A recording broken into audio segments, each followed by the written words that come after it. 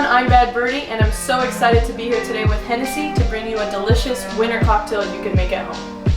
We're going to start with 3/4 ounces of lemon juice, 1 ounce of thyme apricot honey syrup.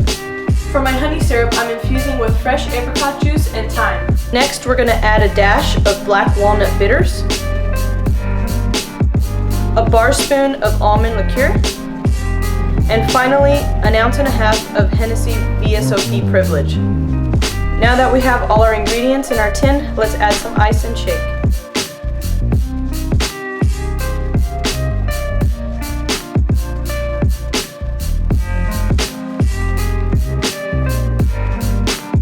Finally, we're going to pour our cocktail and express our thyme sprigs around the glass.